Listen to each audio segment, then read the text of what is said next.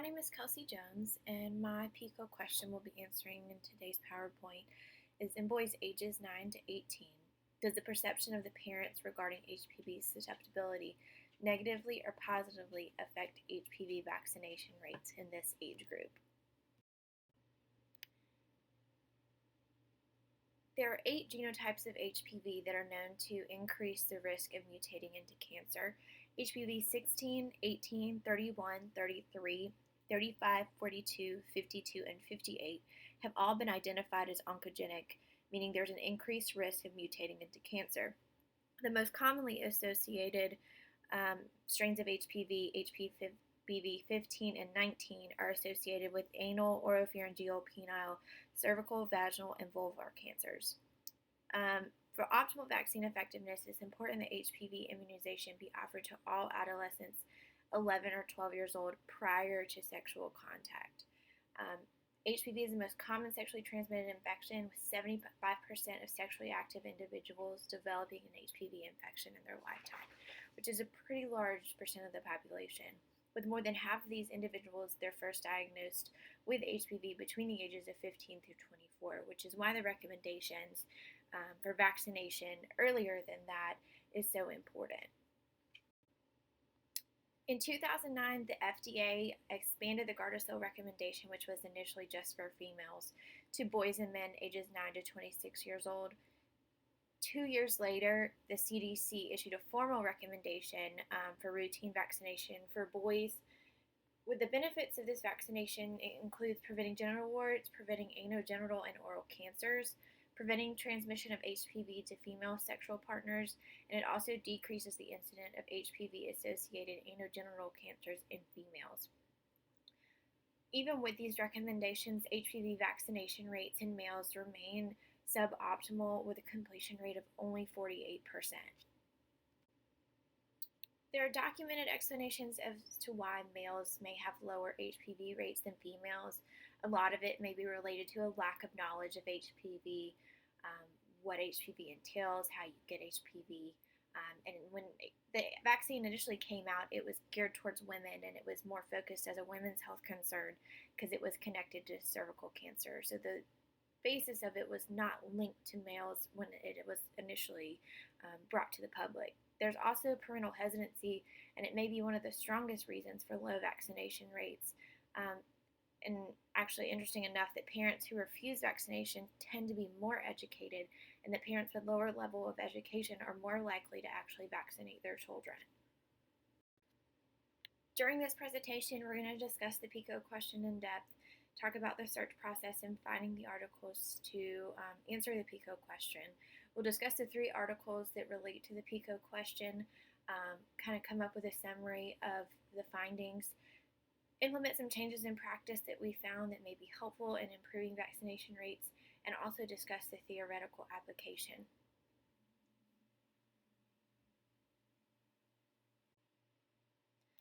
So for the PICO question for the population, I chose boys ages 9 to 18.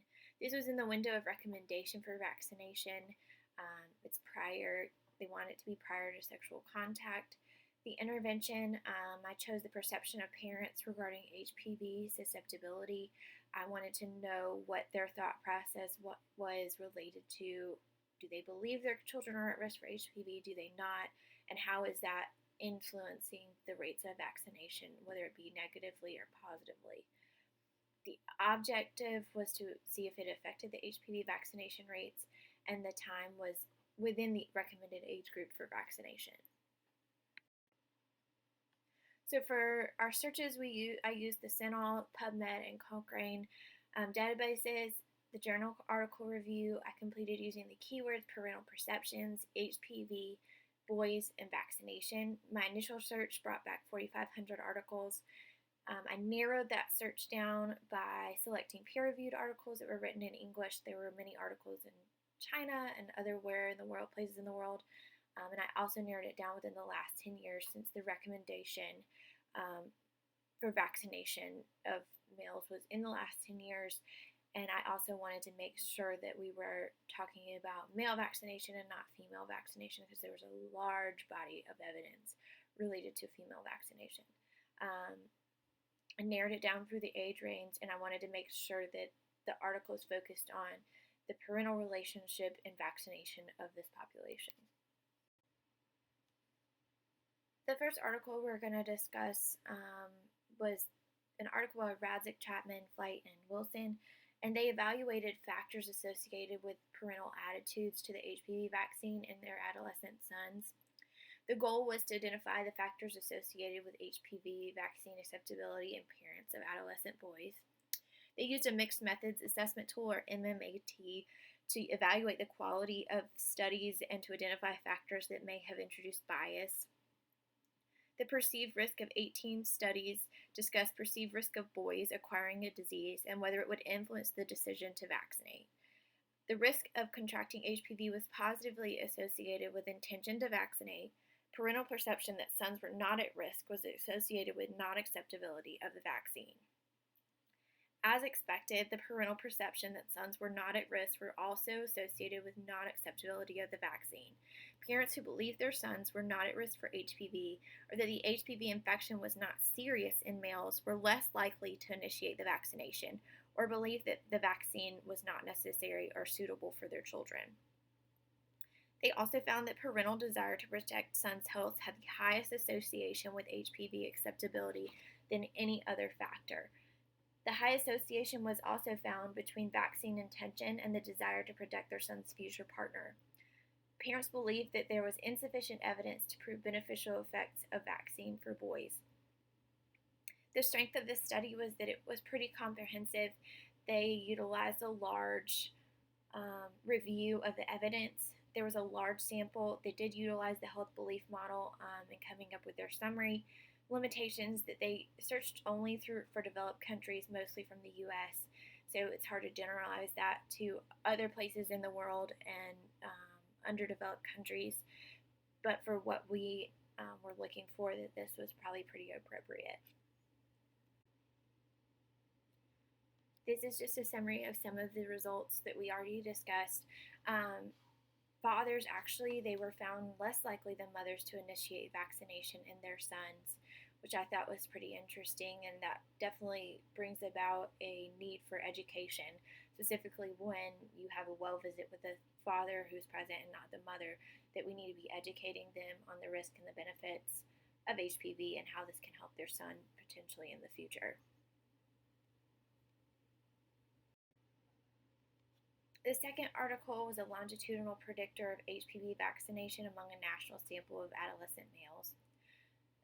This study was HPV immunization in sons study. It was longitudinal study of parents and adolescent sons.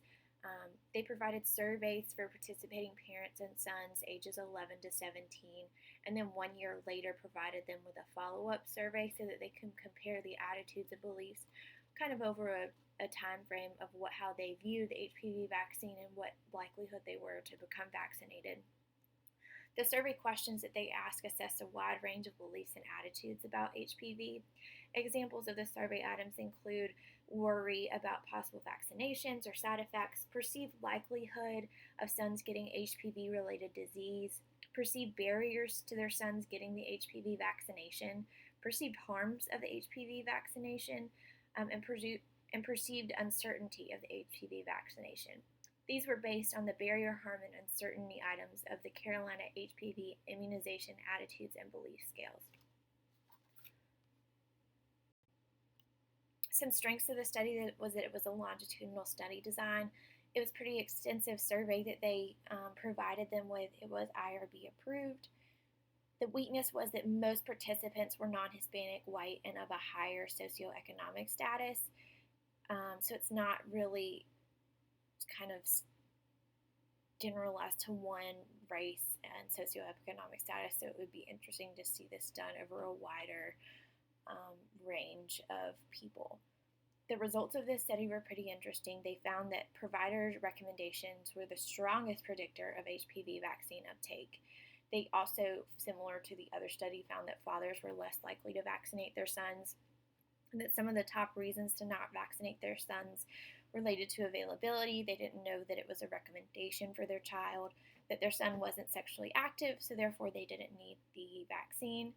there was a lack of knowledge on what HPV was and what the HPV vaccine prevented, and that there was no provider recommendation for the vaccine. The third article that I reviewed was by Lancome, Newman, and Baden, the Human Papillomavirus Vaccine Acceptability and Decision Making Among Adolescent Boys and Parents. This was also a systematic review of qualitative studies examining the perspective of boys and their parents regarding the HPV vaccine. They reviewed 15 studies with a sample size of 3,362 parents and 39 boys.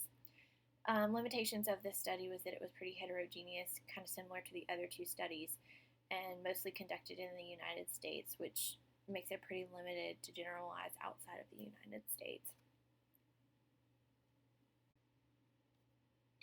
The results of this study, parents described not needing vaccinations due to the believing that their son was not sexually active, which the other study kind of brought up as well, that if the parents didn't believe their son was sexually active, then why did they need the vaccine? Other common barriers that they found was lack of benefits. They didn't see that it was beneficial to their children. Lack of knowledge of the risk of HPV. They didn't understand that HPV is a cancer-causing virus, and the need for more information about the vaccine, as well as the benefits to the boys were less clear than benefits to the girls. Parents and also the boys expressed confusion about availability of HPV vaccine, many stating that they didn't know that the HPV vaccine was available for boys or that it was necessary. Many of them didn't understand the risk of an infection and didn't understand the benefits of vaccination. In answering the PICO question, I feel like the research that we discussed shows that parental perception of the risk of their male child being susceptible to HPV is low, and this low perception negatively affects the HPV vaccination rates. Many parents don't understand that the risk for HPV is very high. They don't understand the symptoms, and they don't understand that this can negatively affect their child and also their future partners in the long run, and they are not seeing the benefits of vaccination. And I think that providers definitely need to take a bigger role in educating their patients on the risk and benefits, and educating specifically the male patients in the office brought in with dad that this is something important and this is a risk to your child.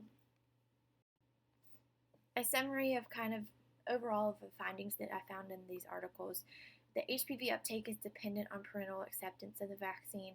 Parents need to accept that this is a beneficial thing for their child, and that will encourage vaccination. 70% of the parents who refused HPV vaccination were unaware of HPV or HPV vaccination in boys. I think this is a public health issue, that when the Gardasil vaccine initially came out, that it was very focused on women, and everyone knew that it was out there for prevention of cervical cancer. But little did we know at that time, or that the public health came out with, that HPV also affects men and that it's something that they need to be aware of as well. Less parental support for HPV vaccination for boys who are not sexually active. Many parents in these reviews said that they didn't feel their children were sexually active and there was no need to vaccinate them, when 9 times out of 10 they will eventually become sexually active, and that they're going to need this vaccination prior to them having sex. Positive parental acceptance was promoted with awareness of HPV vaccine benefits by the healthcare provider. That was one of the strongest predictors, was having a healthcare provider recommend this vaccination and taking the time to talk to the parents and the child about the benefits of the vaccine and also the risk of not being vaccinated.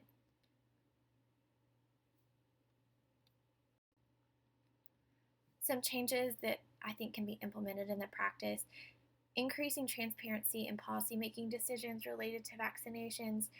When there's a big push for vaccinations, I feel like there needs to be a transparency in why these policies are being made, why these recommendations are coming out for this age range, so that the public is aware of the risk and how they can prevent HPV. There's also a large gap in education on the benefits and risk of HPV to parents. Many parents don't understand what HPV is, don't understand that it is a cancer-causing virus and that it can affect your child with long-term outcomes or effects. The risk of cervical cancer is obviously a huge risk in vaccination of the girls, and why girls are vaccinated more over boys. But I think that if we can discuss more that this can also affect men and that they can transmit it to females, that it would increase vaccination rates and just make them more aware that this is transferring from one person to another and can affect your future partner in the long term. And they also need to educate on the risk for oral, anal, penile cancers in males, because I feel like many men don't understand that HPV can cause those in them as well. And I think as a provider, sitting down and having these conversations with your patients is going to really improve vaccination rates instead of just kind of offering it and not really educating them on what the vaccine is and how it can protect your child.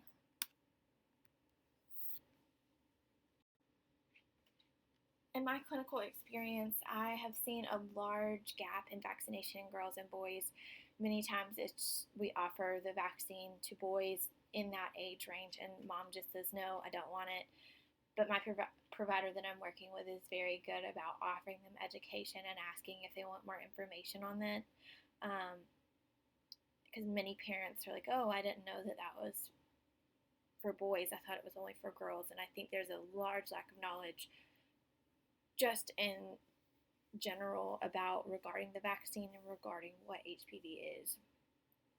Like I said, my provider, she does a really good job of educating them, and even if they're really, no, I don't want to vaccinate my child, she tries to pretty much always give them some sort of education. Well, if you don't want to vaccinate them, you need to make sure you're making an informed decision, and here's some information.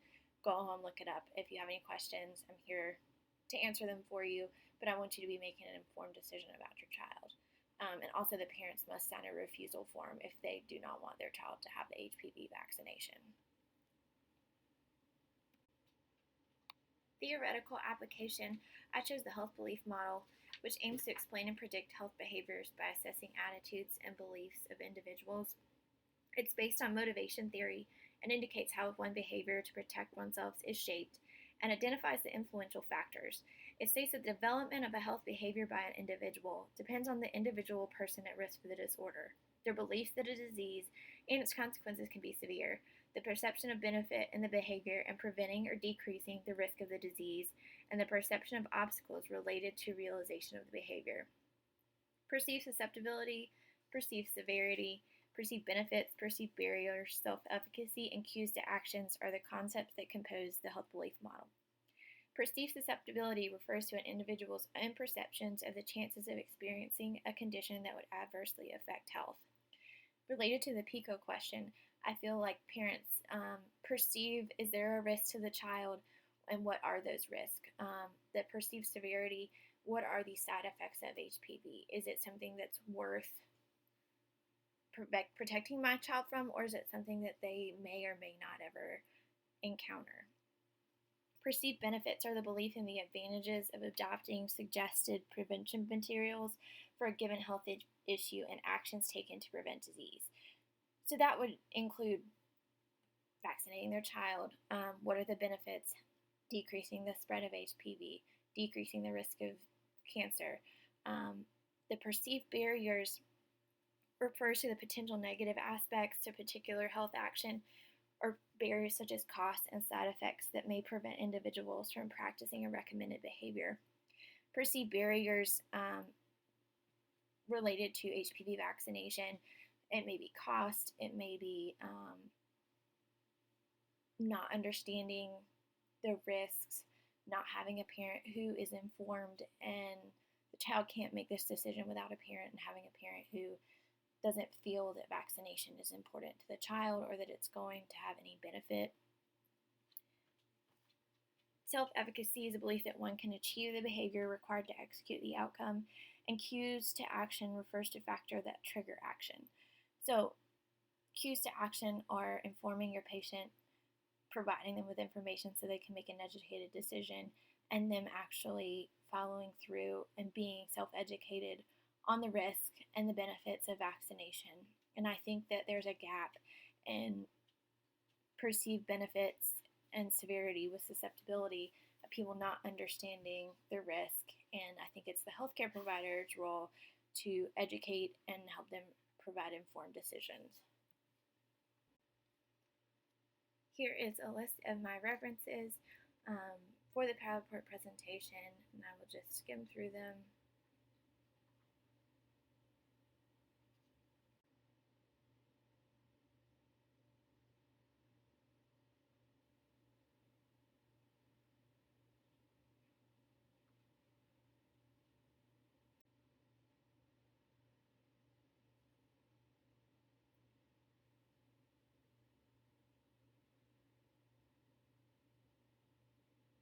And thank you for listening to my presentation.